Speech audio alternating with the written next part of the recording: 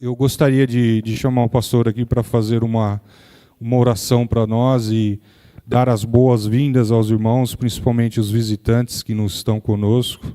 Temos irmãos de outras igrejas do presbitério, outros irmãos também de outras igrejas e até irmãos que não são cristãos. Boa noite, gente amada do Senhor. Tudo bem? Na graça de Cristo. Amém. Nós ficamos felizes através do trabalho da Junta Diaconal. Você se apresentou, Fábio? Fábio Megiati, presidente da nossa Junta Diaconal. E os irmãos da Junta Diaconal conseguiram convidar o Silvano e a Sílvia para virem e veja, gratuitamente, né? O almoço é voluntário, você paga se você quiser, né? Vai ficar legal você almoçar sabendo que todo mundo deu uma ajuda, você não, mas fique em paz. A questão é você participar. E através de todo esse trabalho, o nosso desejo mesmo é que nós aprendamos biblicamente a sermos verdadeiros mordomos de todos os recursos financeiros que Deus nos dá. Como sempre, somos brasileiros, não é? Então, se há uma área que sempre é para que aprendamos a Escritura. Amém. Antes de orarmos, nós temos aqui na nossa igreja o costume de dar uma lembrança, um presente para quem nos visita pela primeira vez. Apenas levante uma de suas mãos se você está visitando pela primeira vez a nossa igreja. Que bom, fique com a mão levantada. Isso, mais alguém? Vocês vão receber um presente, ok? Os diáconos já filmaram aí, já sabe quem. Vai receber um presente e volte mais vezes. Deus abençoe muito. Vamos então agora todos ficarmos em pé, se possível, para orarmos ao nosso Deus. Ó Senhor maravilhoso e bendito, nós estamos alegres em podermos nessa sexta-feira virmos à Tua casa. O Senhor é muito bondoso. Esse dia de vida, a renovação da Tua misericórdia já é motivo mais do que suficiente para nós Te adorarmos. E agora, nesse encontro, no desejo do nosso coração, de nos debruçarmos diante da Tua palavra, para aprendermos sobre finanças, Senhor. Aprendermos a Te glorificar com o dinheiro que vem de Ti, porque o Senhor é o dono de todo ouro e toda prata. O Senhor é que dá o sustento material a todos os seres humanos. Ó Deus bendito, nós que somos o Teu povo e todos que o Senhor reuniu aqui, e louvamos muito a presença que o Senhor abençoou, a presença de todos aqui.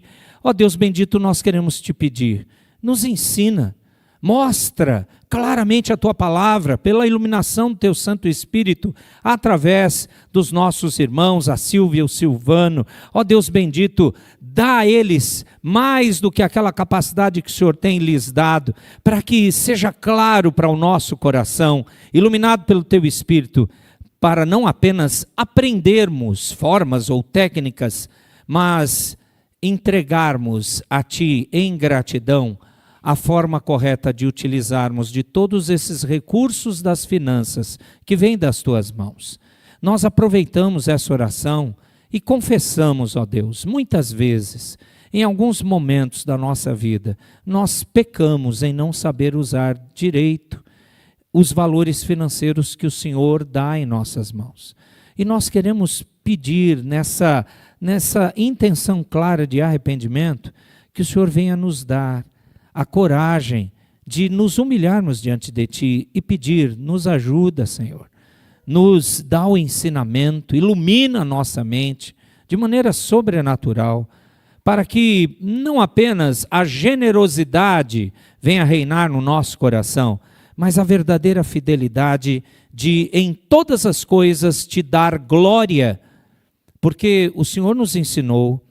A Tua palavra já nos diz em 1 Coríntios 10, 31, que quer comais, quer bebais, ou façais outra coisa qualquer, façam tudo para a glória de Deus.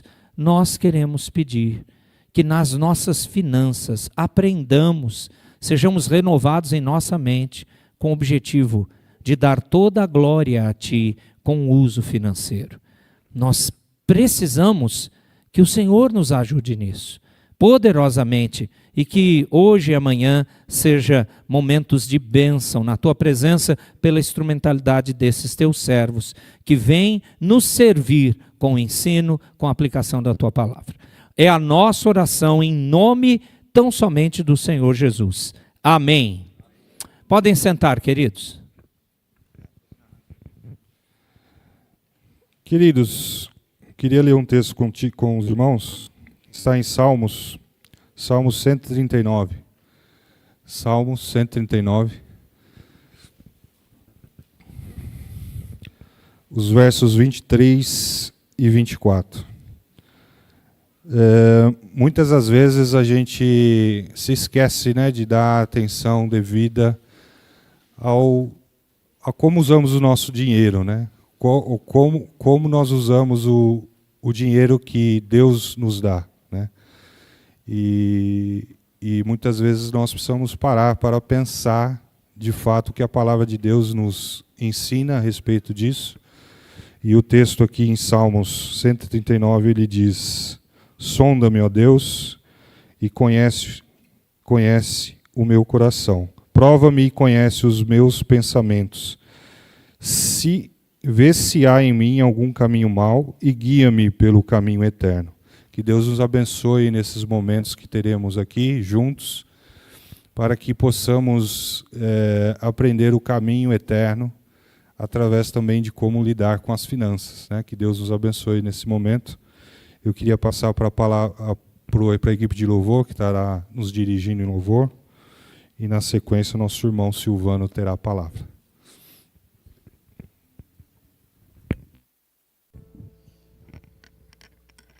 Irmãos, vamos nos colocar de pé para louvar e engrandecer a Deus.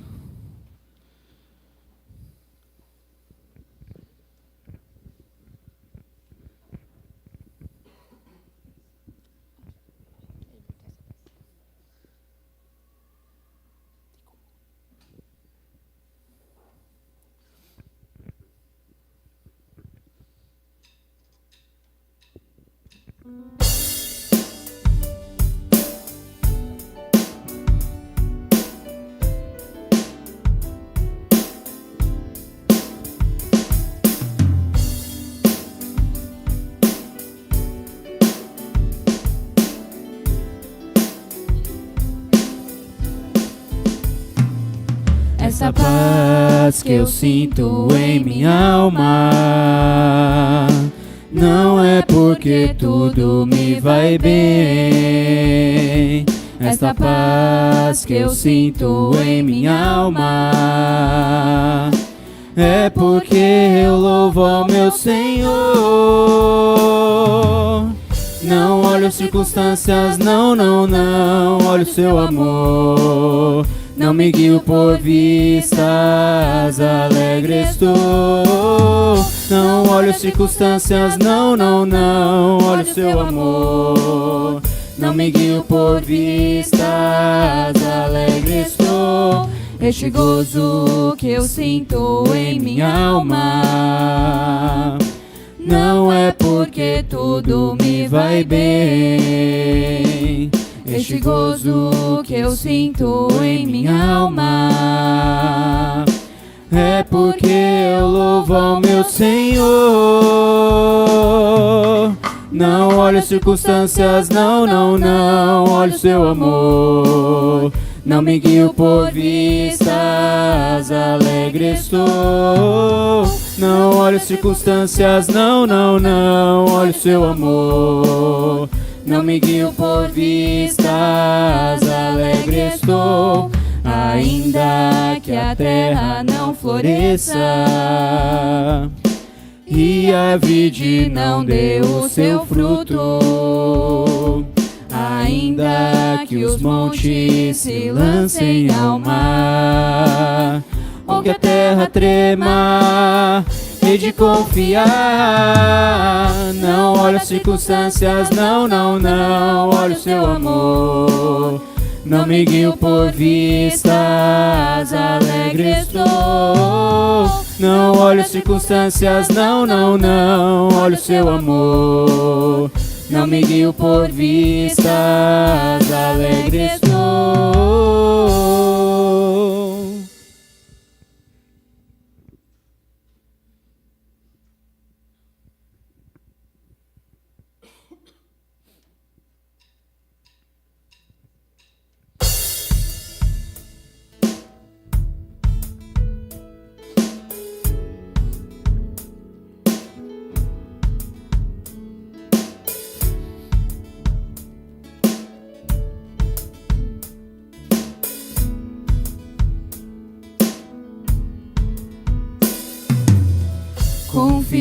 em Deus salvo sou, eu nunca me abalarei. Ouço sua voz em meu ser, perdido não encontrarei. Descanso no lugar da sua habitação, lugar de paz.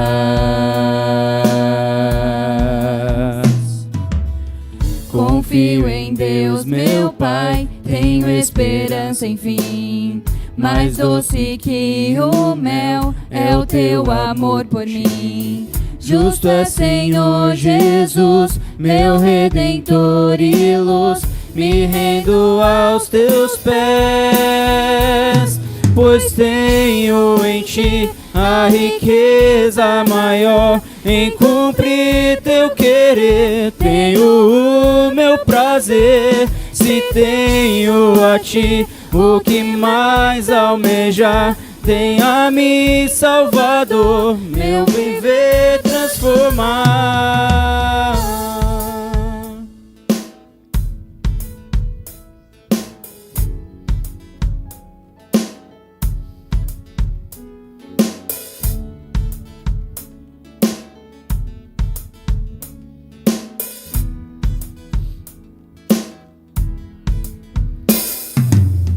Confio em Deus, salvo sou, eu nunca me abalarei. Ouço sua voz em meu ser, perdido não encontrarei. Descanso no lugar da sua habitação, lugar de paz. Confio em Deus, meu Pai, tenho esperança em ti. Mais doce que o mel é o teu amor por mim. Justo é Senhor Jesus, meu Redentor e luz. Me rendo aos teus pés, pois tenho em ti a riqueza maior. Em cumprir teu querer, tenho o meu prazer. Se tenho a ti o que mais almejar, venha-me Salvador, meu viver transformar. Pois tenho em ti a riqueza maior. Em cumprir teu querer, tenho o meu prazer. Se tenho a ti o que mais almejar, venha-me Salvador, meu viver transformar.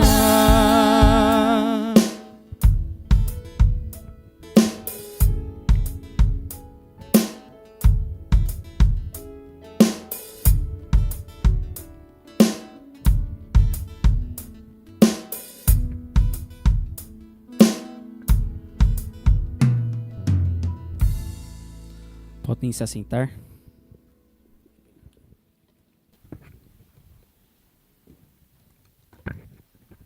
Alô, som.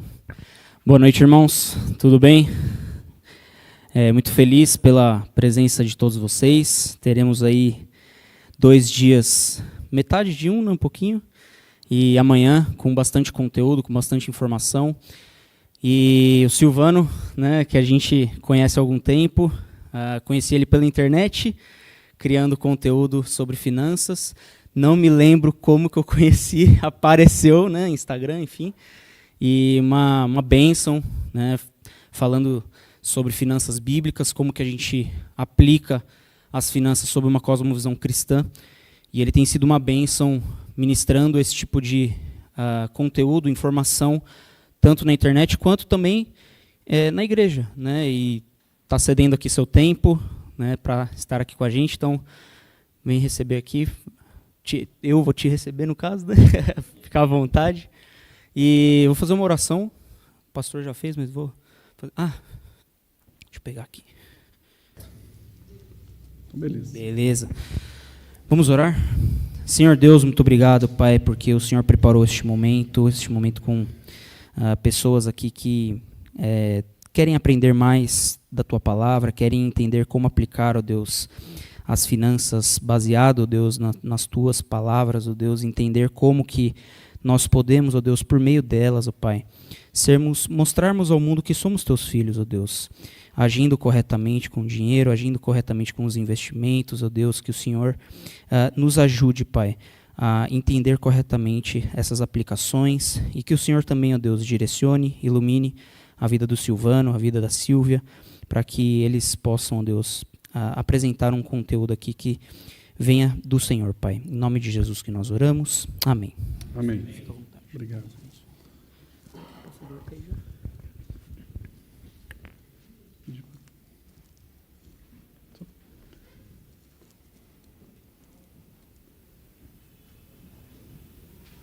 Ótimo. Boa noite, igreja.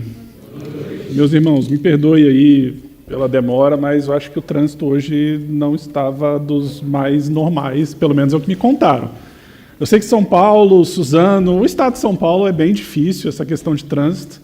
Lá em Brasília as coisas são um pouco mais leves, tá? O trânsito não é a maravilha, mas é bem melhor. Mas eu confesso que me espantei um pouquinho com o trânsito aqui hoje em Suzano. Uma alegria poder vir a Suzano, uma cidade que ainda não conhecia, a gente morou pouco tempo aqui em São Paulo, eu já vou contar um pouquinho da nossa história, e peço a Deus que me abençoe e possa ser usado por Ele para abençoar a vida dos irmãos, porque eu sei que esse é um assunto necessário, mas muitas vezes incômodo, né? Então, muitas vezes, pessoalmente, no casal, ou como lidar isso com os filhos, em diversas situações, a gente sabe que esse assunto ele é muito importante, mas ele traz diversos desafios para a gente lidar. A gente vai passar por esses 2 dias. Eu contei, se eu não me engano, são 7 palestras, sendo que a 7ª a gente vai dividir, homens e mulheres. E dessas 7 palestras, 2 são hoje, mas eu tratei de um tema só hoje, tá? A gente vai ter um intervalo, se eu não me engano eu tenho uns 45 minutos para falar agora, depois a gente tem um intervalo e a gente volta para concluir. O tema de hoje, as regras do jogo. Eu queria já fazer uma pergunta. Quem já jogou Banco Imobiliário ou Jogo da Vida? Levanta a mão, por favor. Pode abaixar. E quem não jogou? Quem nunca jogou? Beleza. Vocês serão incluídos, tá, pessoal? Deixa eu explicar um pouquinho. Sei que muita gente já jogou, mas deixa eu explicar aqui como é que é a dinâmica desses jogos. Bom, o Banco Imobiliário nada mais é do que um jogo de tabuleiro, às vezes também você pode jogar com cartas, né? Agora tem essa modalidade também, e que o objetivo é você adquirir o máximo de propriedades possível, né? Você juntar bastante propriedade e receber muitos aluguéis. Ganha quem? Tem mais dinheiro. Simples assim. Jogo da Vida é algo parecido. Traz um pouco mais de complexidade, outros elementos, mas é mais ou menos parecido. Você pega um carrinho, coloca um homem ou uma mulher, você vai jogando dados e você vai caminhando pelo tabuleiro e descobrindo se você vai ser um engenheiro, se você vai ser um professor. Aí você tem um salário, e à medida que você vai jogando dado, você pode ser agraciado com uma herança, achou petróleo, ou você pode ser também chamado a pagar despesas para outras pessoas. E principalmente dói muito quando alguém tem uma carta que te obriga a pagar essas despesas. E eu confesso que isso me doía muito, porque eu sou muito competitivo. Eu fui nadador profissional durante um tempo, então, altamente, assim, a competição está no meu sangue. E meu pai me ensinou desde cedo que treino é jogo e jogo é guerra. Então, nunca sabia brincar. Mesmo criança, eu sempre entrava para ganhar. Até para o ímpar eu ficava chateado se eu perdesse. Então, eu ficava injuriado quando Silvia, minha esposa, a gente estava jogando, ela vinha com uma carta para eu perder um monte de dinheiro. E agora, com 2 filhos, a situação piorou. Não é fácil ser zoado pelo seu filho, e muito mais pela filha que é parecida com a mãe dela, que são aquelas pessoas que gostam, sabe que você é competitivo e fica lá atiçando, mostrando o seu velho homem, entendeu? Então, o jogo é isso. O jogo da vida, o Banco Imobiliário ganha quem tiver mais dinheiro, quem vira magnata pela sorte, ou porque chegou com certo mérito, vamos dizer assim, ao jogar os dados. Quem ganha é quem tem mais dinheiro. E normalmente, eu sei que algumas pessoas não jogaram aqui, mas normalmente esse é um dos primeiros contatos que a criança, ou até o adolescente, lida com um pouco do que seria o mundo real. Será que o mundo real é isso? Será que o mundo real é jogar dados, ganhar dinheiro e vence quem tem a maior quantidade de propriedades ou recebe o maior salário, a maior herança? É isso que o mundo ensina. Mas o que a Bíblia, que é o nosso manual de fé e prática, a verdade revelada, mostra o que é esse jogo da vida? O que é chegar no fim da vida e avaliar, entre aspas, quem ganhou, quem lidou bem com essa história. Mas, antes eu queria contar uma história para vocês. Talvez alguns entusiastas de finanças já conheçam um pouco essa história aqui, que ela se tornou famosa nos últimos 2 anos por um livro chamado Psicologia Financeira, mas é uma história muito útil para a gente entender como é que o dinheiro funciona no mundo. E ele funciona para a gente também. É uma história de 2 americanos. Sei que acaba que muito da literatura que a gente usa em finanças é importada, porque a história do brasileiro com o dinheiro ela é recente. Eu sei que a gente usa dinheiro há muito tempo, mas a gente só tem uma inflação controlada desde 94 para cá. Então é difícil a gente ter histórico de grandes êxitos ou de grandes exemplos ao lidar com uma economia um pouco mais comportada. Então por isso que eu vou usar aqui 2 exemplos americanos, mas que servem muito bem para a gente entender como é que funciona a questão do dinheiro. Nós temos aqui no lado esquerdo Ronald James Reed e do lado direito Richard Fuscone. Ronald e Richard são 2 americanos que com histórias completamente diferentes, mas muito curiosas. O da esquerda, Ronald James Reed, ele ficou conhecido em 2014 por ter terminado a vida dando uma herança de $8 milhões. E o nosso entendimento aqui não é o quanto se ganhou, mas entender o que está por trás disso. Ele deixou uma herança de $8 milhões. Aí talvez você se pergunte, o que ele fez na vida? Ele tinha 2 empregos, ele não cursou faculdade, ele nasceu numa zona rural em Vermont, nos Estados Unidos. Ele mal tinha completado o 2º grau, ele conseguiu completar, o ensino médio, conhecido como hoje. Foi o primeiro da sua família a completar o ensino médio. Ele morava numa zona rural e tal, conseguiu completar os estudos. E ele era frentista e faxineiro. Frentista e faxineiro. Então, pelas profissões, você já deve imaginar que não é um salário muito alto, dada a complexidade. A vida é assim. É assim que o mundo rege em termos de salários. Ele trabalhou por 25 anos, frentista lá nos Estados Unidos, não é bem o cara que coloca gasolina. Ele ajuda ali no posto, na conveniência, alguma coisa assim. E por 17 anos ele trabalhou como faxineiro numa loja muito conhecida lá nos Estados Unidos, chamada JCPenney. Ele era uma pessoa simples. Ele não tinha grandes luxos. Ele, quando tinha 38 anos de idade, ele comprou sua casa e foi a mesma que ele morou por toda a sua vida. Só que o que é impressionante é que como ele chegou a uma fortuna de $8 milhões, e de novo, reforço, gente, aqui não é o aspecto do $8 milhões. Eu vou mostrar para vocês que está muito mais no que a gente vai entender como é que o dinheiro funciona na nossa vida. Ele simplesmente tinha uma disciplina de separar um dinheiro e investir todos os meses. Mesmo não tendo não tinha estudado muito sobre finanças, como eu falei, ele só completou o ensino médio, e ele conseguiu juntar esse montante, era uma pessoa simples, não vivia de grandes luxos, mesmo com essa fortuna, e desses $8 milhões, $2 milhões foram para a sua família e $6 milhões para o hospital e a biblioteca da cidade. Ele lia bastante, ele não compreendia muitas coisas sobre finanças, Mas ele sabia que precisava ser disciplinado em organizar o seu orçamento e investir para ele aposentar bem. Essa é a história do Ronald James Reed. E ele ganhou as manchetes, né? Poxa, como um faxineiro e um frentista se tornou um filantropo investidor. Foi curioso, isso chamou a atenção do público. Mas acontece o seguinte, que a gente tem a outra história.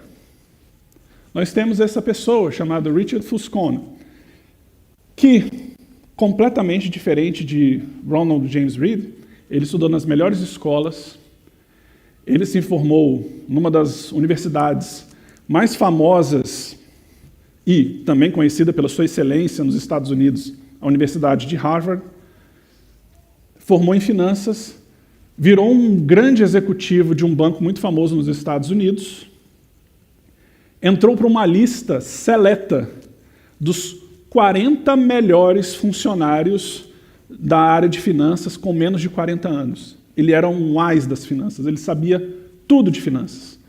Ele estampava vários jornais como uma pessoa com capacidade de liderança e de geração de riqueza para o banco que ele trabalhava. E com 40 anos, ele resolveu aposentar. Ele já tinha uma grana bem grande, né? Banqueiro ganha muito dinheiro, e ele resolveu aposentar e foi virar um filantropo, começou a ajudar outras pessoas. Só que o que aconteceu? Ele foi ganancioso. Com a fortuna que ele conquistou, ele comprou muitas outras empresas, tomou muito empréstimo para comprar uma mansão de 1.500 metros quadrados de área construída, 11 banheiros, 2 elevadores, 7 garagens. Ele era rico, mas ele resolveu o quê? Pegar emprestado para ter mais. A casa dele, para vocês terem uma ideia, quando tinham festas, as pessoas ficavam impressionadas, porque dentro da casa você passava por um corredor, que o corredor era transparente, você via piscina. Lá tinham 2 piscinas. Só o custo mensal, no início dos anos 2000, o custo mensal dessa propriedade, na época, era de $90 mil. O que aconteceu? Chegou o ano de 2008, veio a crise dos Estados Unidos e tudo que ele tinha se perdeu. Ele se perdeu. Ele tinha tomado muito empréstimo, os bancos também com dificuldades financeiras, queriam reorganizar financeiramente também, porque os bancos estavam falindo, alguns bancos nos Estados Unidos faliram nessa época, e eles foram atrás de Richard Fuscone para pagar o seu empréstimo. Ele não tinha. Fim da história. Em 2014, no ano que o Ronald James Reed faleceu e ficou conhecido pela sua fortuna, Richard Fuscone declarava que estava falido. Mas essa história, eu não sei se intrigou vocês, porque conhecia tudo de finanças, era um ás das finanças, conhecia tudo, como investir, teoricamente como se organizar, e Ronald não tinha instrução. Mas o dinheiro não é só sobre conhecimento. Dinheiro não é só sobre conhecimento. Aqui só para vocês terem uma noção da propriedade, tá? E ainda ele tinha outras propriedades, essa daqui foi a que levou ele à falência, porque ele já tinha algumas, e ele foi lá e tomou mais empréstimo para conquistar. Tem uma coisa que nos intriga nisso. Por que, se a gente olhar, vamos olhar aqui para a sociedade, nunca a gente teve tanto acesso a conhecimento na história do mundo. Hoje você consegue saber, né, você consegue com poucos cliques no seu celular, você consegue acessar a biblioteca de vários lugares, você consegue ver pinturas incríveis, você consegue viajar pelo mundo afora, acessar vários livros, você acessa muito conhecimento, e várias áreas da ciência evoluíram muito. Você vê a engenharia, você vê a medicina avançando. Mas por que na área de finanças não é bem assim? A gente nunca teve acesso a tanto conhecimento, mas por que tantas pessoas ainda caem, mesmo com muito conhecimento? Por conta do nosso coração. Porque a gente tem que ver o que está governando o nosso coração em relação ao dinheiro. O dinheiro é muito menos, é importante, mas é muito menos sobre conhecimento e muito mais o que você é e o que você faz e o que você pensa. E o que organiza tudo isso é quem governa o seu coração. Ronald foi paciente. O Richard foi ganancioso. E se tornou irrelevante ele ter todo o conhecimento. Foi irrelevante. O que pegou para o Richard foi a ganância. Então, essa história poderia ser muito mais assim, seja mais o Ronald Reed e menos o Richard Fuscone. É uma boa resposta, mas é isso daqui, ó. A gente batalha. Eu sei que quando a gente vai estudar a Bíblia, as Escrituras, a gente vê que o coração ele se mostra de forma diferente, né? Tanto de conhecimento, volição, enfim. Mas aqui é uma ilustração para você saber que não é conhecimento e apenas conhecimento sobre finanças. Eu sei tudo sobre organização financeira, eu sei tudo sobre avaliar uma ação, investir, mas se o que está governando o seu coração é o próprio dinheiro, isso vai te levar à falência. E muito mais do que a falência. Pode levar a tua alma. Então, a gente precisa compreender como é que essas coisas funcionam. O que são as regras do jogo da nossa vida cristã? O que a Bíblia fala, de fato, sobre dinheiro? E digo, gente, hoje é a palestra mais importante que você vai assistir nesse período. Amanhã a gente vai falar de técnica, sim, a gente vai falar sobre orçamento, a gente vai falar sobre investimento, a gente vai falar sobre seguros, previdência, mas de nada vai adiantar você saber tudo lá de sábado se você não entender isso daqui de hoje. Garanto. Porque você pode até ter algum sucesso financeiro nesta vida, mas quando você vislumbra a eternidade, você perdeu sua alma. E é isso que a gente precisa compreender neste dia. Eu não sou Richard, nem Ronald. Vou contar um pouquinho da minha história para vocês. Bom, eu sou mineiro, eu tenho um sotaque que não parece de mineiro, porque eu nasci em Belo Horizonte, com 3 meses fui para Brasília. E meus pais são oriundos do Rio de Janeiro. E meu pai, na época, ele era militar. Ele foi transferido de Belo Horizonte para Brasília. A gente foi morar lá. E cresci com meus pais e minha irmã lá em Brasília. A gente cresceu em Igreja Batista. Aos 9 anos de idade, conheci Silvia.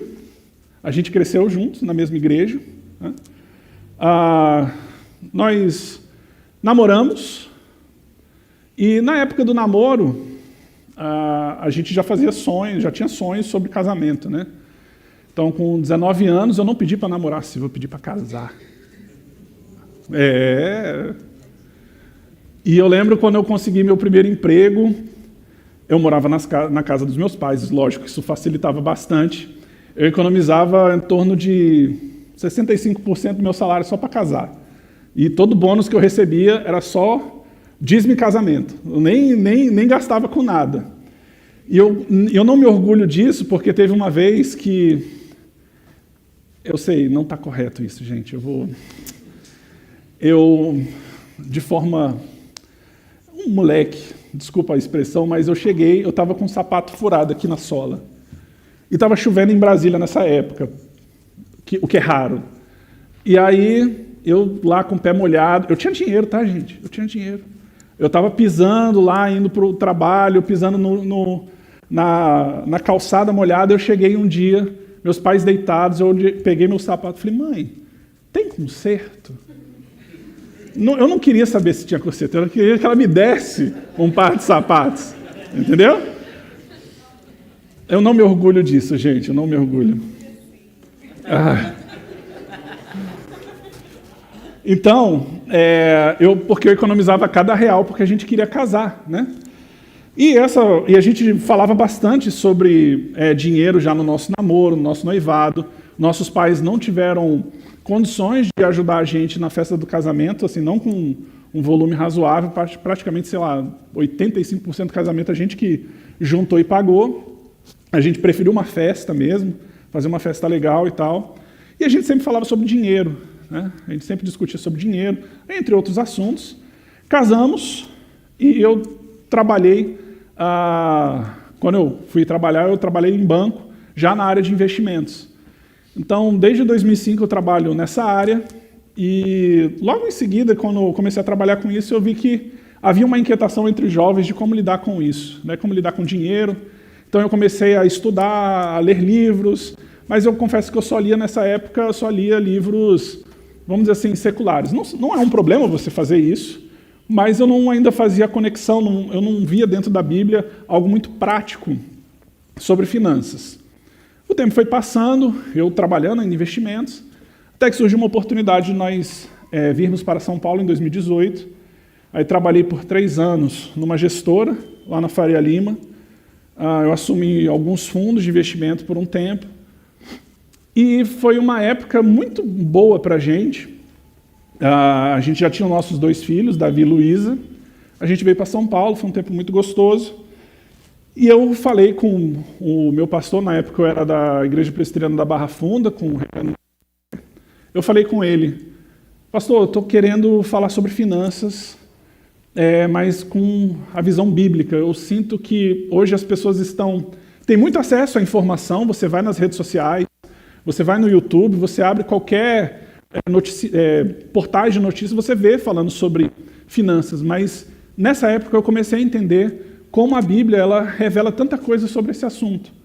E eu falei com ele, e ele falou, Silvano, então vamos fazer o seguinte, em abril de 2020 você faz uma palestra aqui, na igreja. Só que você sabe que em abril de 2020 tudo estava fechado. Né? Tudo estava fechado. E aí, sem muito preparo e tal, aí eu e Silvio, a gente falando, poxa, a gente estava com um projeto tão legal, falar sobre finanças e tal. Já que está todo mundo fazendo um monte de live, assim, vamos abrir um Instagram. Então a gente abriu um Instagram assim, sem muito planejamento, enfim, a gente abriu um Instagram e começou a falar sobre isso. E foi um desafio.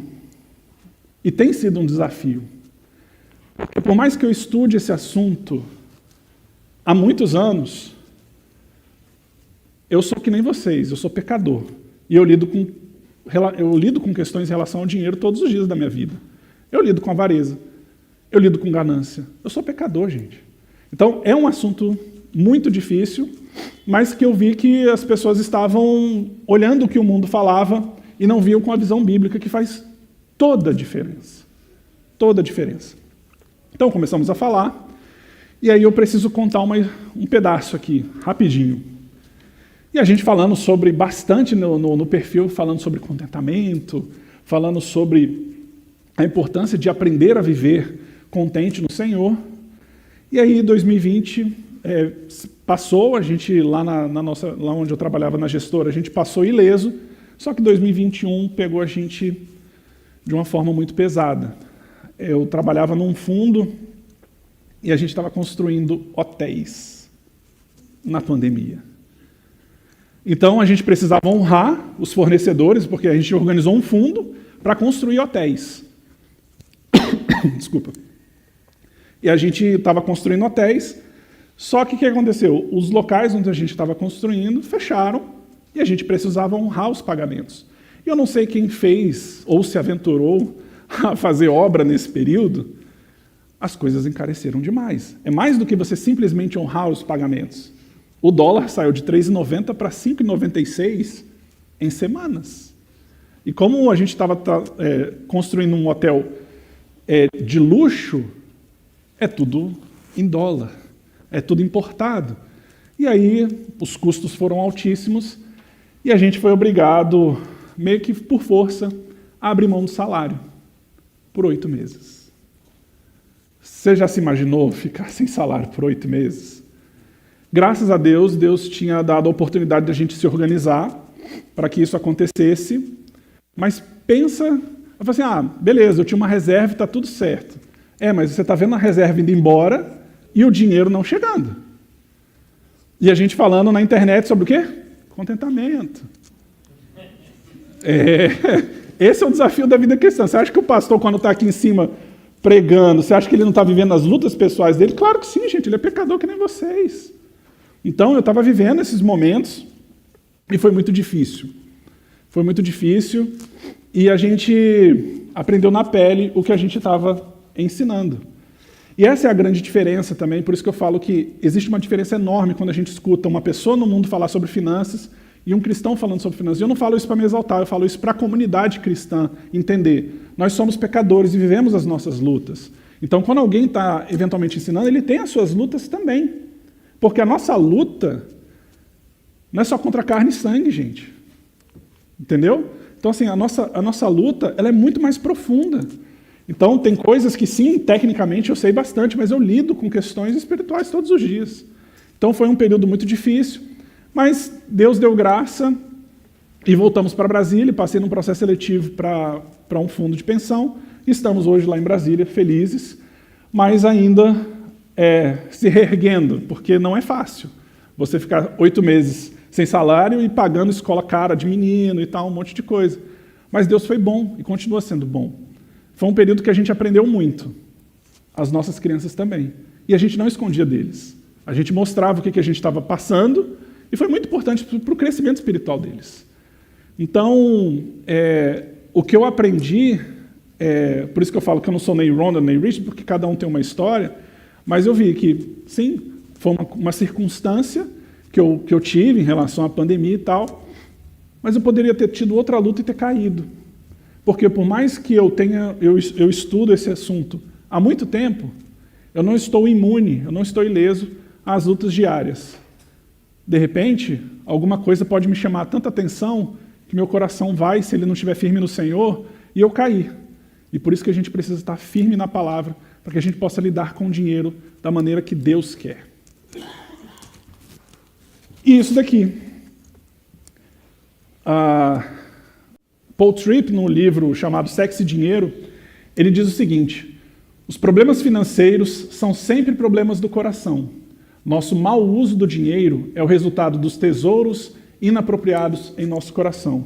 É claro que circunstâncias externas podem acontecer, como muita gente passou de muita dificuldade na pandemia, mas normalmente as lutas que nós temos são por esses amores desordenados que nós temos em relação ao dinheiro, em relação ao conforto, ao lazer. Essas coisas podem ser boas, mas elas precisam ser direcionadas para o Criador. Philip Yancey, certa vez, disse o seguinte: muitos cristãos têm um problema que os assombra e nunca se cala. Para mim, o problema é dinheiro. Ele paira sobre mim, me mantém desequilibrado, inquieto, desconfortável, nervoso. Sinto-me como se estivesse sendo puxado em direções opostas. Nessa questão do dinheiro, às vezes quero vender tudo que tenho, juntar-me a uma comuna cristã e viver meus dias em pobreza intencional. Por outras, quero me livrar da minha culpa e desfrutar os frutos da prosperidade da nossa nação. Na maioria das vezes, preferia não ter que pensar em dinheiro, mas de alguma forma, preciso encarar as afirmações muito fortes da Bíblia sobre o dinheiro. Dinheiro é um assunto inevitável. A gente lida com dinheiro todos os dias da nossa vida. Mas se a gente não tratar isso da maneira adequada, a gente pode ser dominado e a gente amar ao dinheiro e não ao Senhor. Vocês devem conhecer a passagem lá em Mateus 6, quando Cristo fala sobre isso, de ninguém consegue servir a 2 senhores. Amará a um e odiará a outro. Quem você tem adorado, quem você tem amado. E por isso que a gente precisa ver realmente quem domina o nosso coração. Mas para a gente entender como é que esse assunto afeta o nosso dia a dia, a gente precisa lembrar da história da redenção. A história da redenção, formada por criação, queda. Desculpa, deixa eu só beber uma água aqui. Só um segundo, pessoal.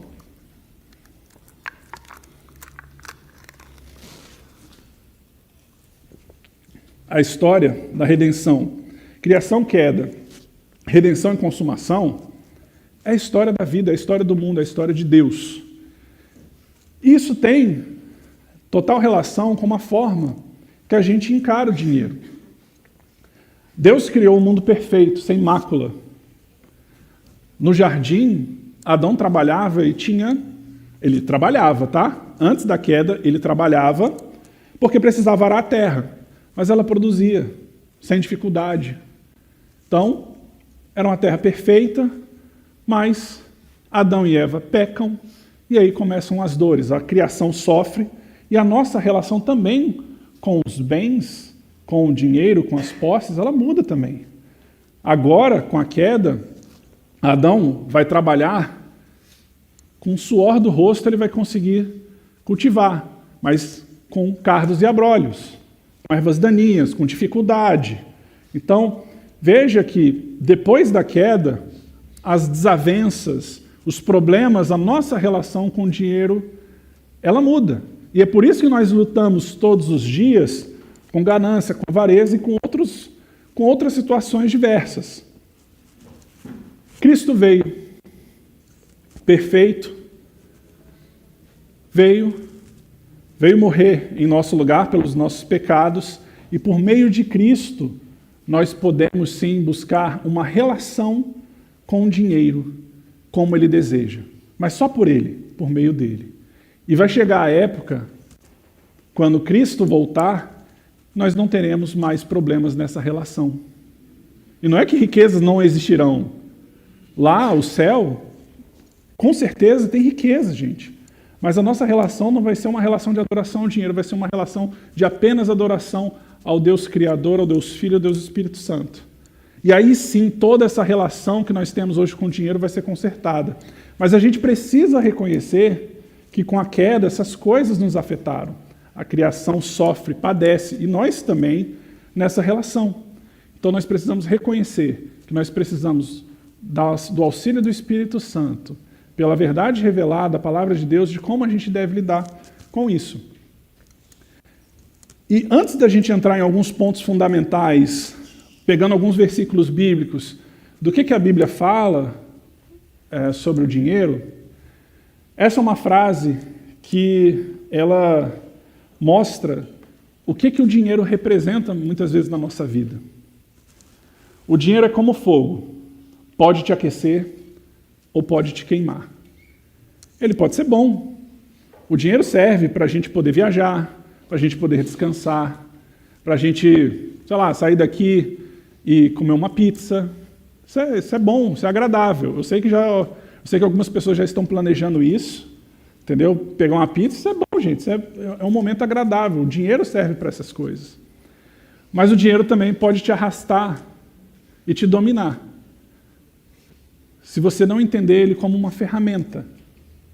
Se você entendê-lo como um fim pelas coisas, isso pode realmente levar você, a sua alma, ser dominada pelo dinheiro.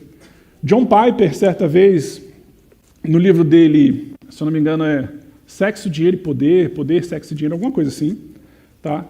Ele fala que o dinheiro, ele também fez uma analogia muito interessante, que o dinheiro ele pode ser um iceberg ou pode ser uma ilha flutuante e você um navio. Você está navegando, se você lidar bem com o dinheiro pode ser como se fosse uma ilha, em que você coloca lá o navio e você pode descansar, desfrutar daquilo que Deus criou. Mas ele pode ser um iceberg, que às vezes você encara ele, né, como uma coisa boa, mas ele pode afundar o teu navio, se a gente não lidar bem com isso. Deixa eu ver quanto tempo eu tenho aqui, eu tenho mais uns minutinhos. Então vamos entender algumas coisas. Tá, sobre o que a Bíblia fala. O primeiro ponto, e fundamental, é que toda riqueza pertence a Deus. Provavelmente você já ouviu falar sobre mordomia, que nós somos mordomos, mas qual é o fundamento disso? Por que Deus é dono de todas as coisas? Por que eu sou mordomo? E como é que é essa relação? Bom, Deus é criador e dono de tudo. Salmos 24:1 nos diz: ao Senhor pertence a terra e a sua plenitude, o mundo e os que nele habitam. Então Deus criou todas as coisas e para o nosso bem, Ele não nos deu a propriedade, Ele continua sendo dono de todas as coisas. E a riqueza dele deve ser utilizada para a obediência a Ele. Minha é a prata, meu é o ouro, diz o Senhor dos Exércitos em Ageu 2:8. Então a gente precisa entender que Deus criou todas as coisas e a ele pertence. Só que tem mais um ponto sobre essa questão. É que é por direito de criação, mas também é por direito de capacitação. E é aqui que pega muito para muita gente. É aqui que pega para muita gente. Vocês entenderam? A gente viu 2 versículos que Deus criou todas as coisas e a ele pertence. Mas olha aqui. Vamos ler aqui Deuteronômio 8, 17 e 18. Portanto, não pensem, a minha força e o poder do meu braço me conseguiram estas riquezas. Pelo contrário, lembrem-se do Senhor, seu Deus, porque é Ele quem lhes dá força para conseguir riquezas, para confirmar a sua aliança, que sob juramento prometeu aos pais de vocês, como hoje se vê.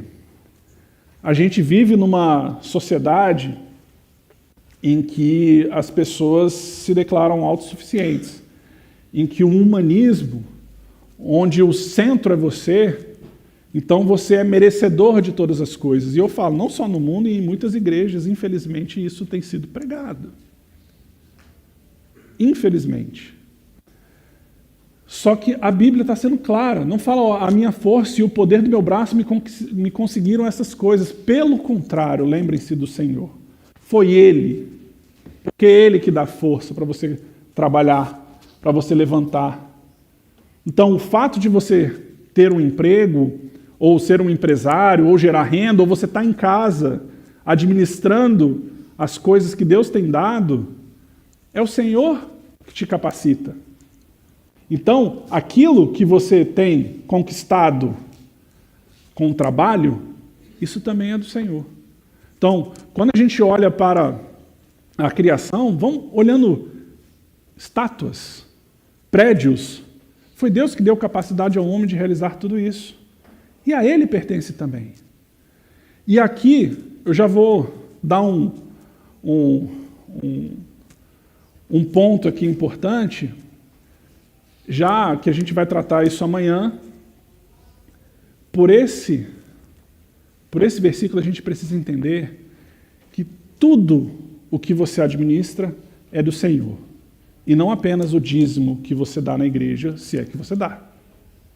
Então, o orçamento que você tem na sua casa, que você eventualmente elabora, ou que você não elabora, ele é do Senhor também. E a gente vai entender como é que isso é na prática. Você, como assim? Eu dou um dinheiro, eu devolvo uma parte daquilo que Deus me deu, e como o restante dele é também? Como é que... Eu não decido sobre nada. A Bíblia fala sobre como nós devemos lidar com o dinheiro que nós estamos administrando. Uma parte, sim, vem para a igreja para a gente abençoar a comunidade local, para a gente enviar missionários, para a gente sustentar tudo aquilo que a gente está vivendo aqui, para ter luz, enfim. Mas aquilo que fica para você também administrar, Deus fala como você deve fazer. Deus fala como você deve fazer. O último ponto, antes da gente fazer um breve intervalo. Deus tem um plano para os recursos que Ele nos confia. E o primeiro ponto é suprir as nossas necessidades e de nossa família. Mateus 6, 31 e 32 diz: portanto, não se preocupem dizendo que comeremos, que beberemos e com que nos vestiremos, porque os gentios é que procuram todas essas coisas. O Pai de vocês que está no céu sabe que vocês precisam de todas elas. E 1 Timóteo 5,8 ainda diz: se alguém não tem cuidado dos seus, e especialmente dos da própria casa, esse negou a fé e é pior do que o descrente. E aqui o contexto é financeiro, tá, gente? Então, quando Deus dá recursos para você administrar, você deve administrar, sim, para o bem da sua família, para promover educação, saúde, lazer também. Você deve pensar nessas coisas, mas como você faz, isso faz toda a diferença, porque isso deve ser direcionado para o Senhor. Então, nosso sustento de nossa família vem com prioridade na administração dos recursos do Senhor. E a prioridade no sentido daquilo que a gente recebe depois de devolver parte. Tá? Então a gente precisa cuidar da nossa família bem. Muitas vezes, quem tem administrado tem sido egoísta. e não tem pensado bem na sua família, isso também é um problema. Às vezes o dinheiro te sobra, mas a forma como você administra faz toda a diferença. Lidar com finanças na nossa vida cristã não é um jogo de mais e menos, se sobra ou não sobra. É lógico que o não sobrar pode ser um problema, dependendo até do endividamento, como você está lidando com isso. Mas o jogo da vida cristã, vamos dizer assim, não é um jogo de matemática. É como a gente lida com isso. Como a gente tem abençoado a nossa família. Como a gente tem administrado aquilo que Deus tem colocado na nossa mão. Será que eu tenho sido generoso com minha esposa, com os meus filhos? Será que você, jovem, ou ainda pessoa solteira, será que você tem administrado isso de maneira correta? A gente precisa avaliar sobre isso. Abençoar as pessoas por nosso intermédio. É outra forma que Deus nos direciona como administrar os recursos que Ele nos dá. Ajudar os pobres. Se houver algum pobre entre vocês, no meio dos seus irmãos, em alguma das cidades de vocês, na terra que o Senhor, seu Deus, lhes dá, não endureçam o seu coração, nem fechem as mãos a seu compatriota pobre. Pelo contrário, devem abrir a mão para ele e lhe emprestar o que lhe falta, tudo aquilo de que tiver necessidade. Deuteronômio 15, 7 e 8. E Gálatas 6,10, por isso, enquanto tivermos oportunidade, façamos o bem a todos, mas principalmente aos da família da fé. Então Deus nos dá recursos para sermos generosos, para abençoarmos o nosso próximo e sustentar a obra de Deus por meio de contribuições, tendo-vos mostrado em tudo que, trabalhando assim, é mister socorrer os necessitados e recordar as palavras do próprio Senhor Jesus. Mais bem-aventurado é dar do que receber. Aqui eu poderia usar outros textos também sobre contribuição. A gente tem 2 capítulos incríveis em 2 Coríntios, né? Os capítulos 8 e 9 de 2 Coríntios são maravilhosos para nós entendermos como a gente deve lidar com a questão das contribuições, dízimos, ofertas, enfim. Então, Deus quer que nós façamos isso, porque isso é dele, e o mínimo que a gente faz é devolver parte, porque a gente tem sido abençoado no nosso meio. A gente precisa, Deus não precisa desse dinheiro porque Ele é dono de todas as coisas, mas isso é um exercício de fé e obediência. Isso é um exercício de fé e obediência. Vamos parar por agora, uns minutinhos, e a gente volta já para o nosso segundo tempo aí de as regras do jogo.